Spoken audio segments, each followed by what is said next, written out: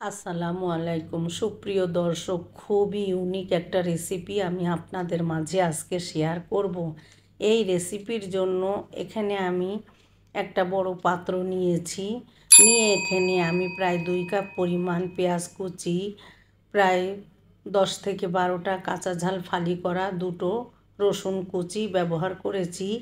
এবার আমি দিয়ে দিলাম এখানে হলুদের গুঁড়া 2 টেবিল চামচ পরিমাণ, লাল মরিচের গুঁড়া 1/2 টেবিল চামচ পরিমাণ, ধনিয়ার গুঁড়া 2 টেবিল চামচ পরিমাণ, স্বাদ মতো লবণ।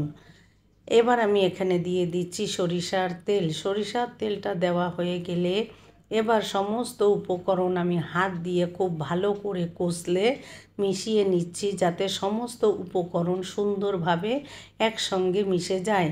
এবার আমি এখানে নিয়েছি প্রায় 1 কেজি পরিমাণ বড় বাইল্লা মাছ। এই মাছটা নদীর বেলে মাছ। আমি এবার এই মাছটাকে কেটে ধুয়ে পরিষ্কার করে আমি একটু বড় করে টুকরো করেছি। মাথাগুলো আগে দিয়ে আমি মশলার সাথে ভালোভাবে মিশিয়ে নিয়ে বাকি মাছগুলো এখানে দিয়ে দিচ্ছি।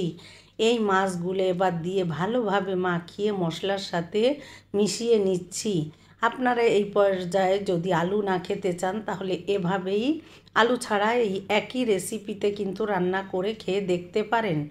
আমি সবসময় বলি আমার পরিবারে আলু খুব পছন্দ করে, তাই আমি 2টো আলু এখানে কুচি একটু মোটা করে কুচি করে নিয়ে এখানে দিয়ে ভালোভাবে মাছের সাথে মাখিয়ে হাতটা ধুয়ে 1/2 কাপ পরিমাণ পানি দিয়ে ঢাকনা দিয়ে চুলায় বসিয়ে দিলাম 10 মিনিটের জন্য। 10 মিনিট পরে আমি ভালোভাবে জালটা আমার মিডিয়াম টু লো আছে। আমি 10 মিনিট জাল করার পরে আমি ঢাকনা তুলে এবার একটু নাড়াচাড়া করে সমস্ত উপকরণ খুন্তির সাহায্যে চারিদিকে মিশিয়ে দিচ্ছি।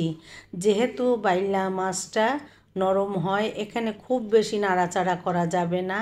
আলতো হাতে ঢাকনাটা তুলে এপিট ওপিট করে খুব হালকাভাবে মাছগুলোকে নাড়াচাড়া করে দিতে হবে। আমার মাছগুলো প্রায় 10 থেকে 15 মিনিট আমি জাল করে নিয়েছি। জাল করে নিয়ে এবার আমি আলতো হাতে ভিতরের দিকে, আপনারা নিশ্চয়ই দেখে বুঝতে পারছেন, এভাবে হালকা আলতোভাবে আমি সমস্ত উপকরণ এপিট ওপিট করে উল্টে পাল্টে দিচ্ছি, যাতে আমার মাছের মধ্যে সমস্ত উপকরণ ভালোভাবে মিশে যায়। আমি এই মাছটা কিন্তু এভাবে রান্না করি। অনেকে হয়তো এভাবে রান্না করে খেয়েছেন, অনেকে হয়তো এভাবে রান্না করে খাননি। যারা খাননি তারা এইভাবে একবার রান্না করে খেয়ে দেখবেন। এই রান্নাটা এতটাই সুস্বাদু আর মজার। আমার পরিবারে বেলে মাছটা কিন্তু আমরা সবসময় এভাবেই খেয়ে থাকি। এই মাছটা আপনি যখন রান্না করবেন, এই মাছের সুঘ্রাণ আপনার আশেপাশে আরও বাড়িগুলো সুঘ্রাণ ছড়াবে। সে বাড়ি থেকেও মানুষ বলবে এ বাড়িতে কী রান্না হচ্ছে। এতটাই লোভনীয় ও সুন্দর হয় এই রেসিপিটা।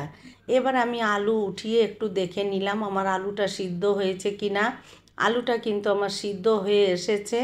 এখানে আমি এই অবস্থায় একটু পানি গায়ে মাখা আছে।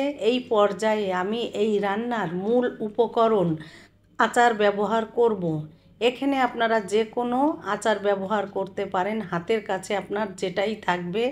আমার কাছে জলপাইয়ের আচার ছিল, আমি এটা ব্যবহার করেছি। এই আচারটা দেওয়ার পরে এই মাছের তরকারিটা এতটাই মজার হবে, আপনি রান্না করে না খেলে বুঝতে পারবেন না।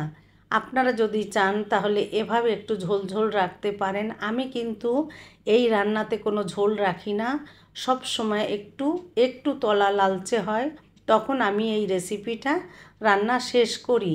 আপনারা দেখে নিশ্চয়ই বুঝতে পারছেন তরকারিটা কতটা লোভনীয় ও মজার হয়েছে।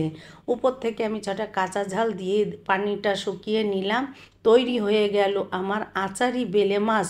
অনেক সুস্বাদু ও মজার। আপনারা রান্না করে খেয়ে দেখবেন। সবাইকে ধন্যবাদ।